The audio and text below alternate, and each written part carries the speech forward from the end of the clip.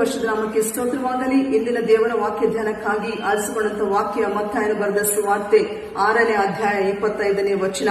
ಈ ಕಾರಣದಿಂದ ನಮ್ಮ ಪ್ರಾಣ ಧಾರಣೆಗೆ ಏನು ಊಟ ಮಾಡಬೇಕು, ಏನು ಕುಡಿಯಬೇಕು, ನಮ್ಮ ದೇಹ ರಕ್ಷಣೆಗೆ ಏನು ಹೊತ್ತುಕೊಳ್ಳಬೇಕು ಎಂದು ಚಿಂತೆ ಮಾಡಬೇಡಿರಿ ಎಂಬುದಾಗಿ ನಿಮಗೆ ಹೇಳುತ್ತೇನೆ. ಹೌದು ಪ್ರಿಯರೇ, ದೇವರು ಮನುಷ್ಯರನ್ನು ಮಾತ್ರ ಅಲ್ಲದೆ ಈ ಲೋಕದಲ್ಲಿ ಅನೇಕ ಪಕ್ಷಿಗಳನ್ನು, ಪ್ರಾಣಿಗಳನ್ನು ಎಲ್ಲವನ್ನೂ ಕೂಡ ಸೃಷ್ಟಿ ಮಾಡಿದ್ದಾರೆ. ನಾವು ತುಂಬಾ ಸಾರಿ ಏನು ಮಾಡುತ್ತೇವೆ ಅಂದ್ರೆ ಪ್ರತಿದಿನ ಕೂಡ ಏನು ಊಟ ಮಾಡಬೇಕು, ಏನು ಧರಿಸಬೇಕು, ಹೇಗಿರಬೇಕು, ಇವೆಲ್ಲದರ ಬಗ್ಗೆ ನಾವು ಚಿಂತೆ ಮಾಡುತ್ತಾ ಇರ್ತೇವೆ.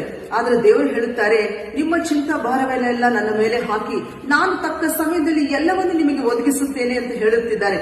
ಪಕ್ಷಿಗಳನ್ನು ನೋಡುವಾಗ, ಪ್ರಾಣಿಗಳನ್ನು ನೋಡುವಾಗ ಅದು ಯಾವುದು ಕೂಡ ಚಿಂತೆ ಮಾಡುವುದಿಲ್ಲ. ತಕ್ಕ ಸಮಯದಲ್ಲಿ ಎಲ್ಲಾ ಪಕ್ಷಿಗಳಿಗೆ, ಎಲ್ಲಾ ಮೃಗಗಳಿಗೆ, ಪ್ರಾಣಿಗಳಿಗೆ ದೇವರು ಆಹಾರವನ್ನು ಕೊಟ್ಟು ಅವನ್ನು ಪೋಷಿಸುತ್ತಾ ಇದ್ದಾರೆ, ಅಭಿವೃದ್ಧಿ ಪಡಿಸ್ತಾ ಇದ್ದಾರೆ.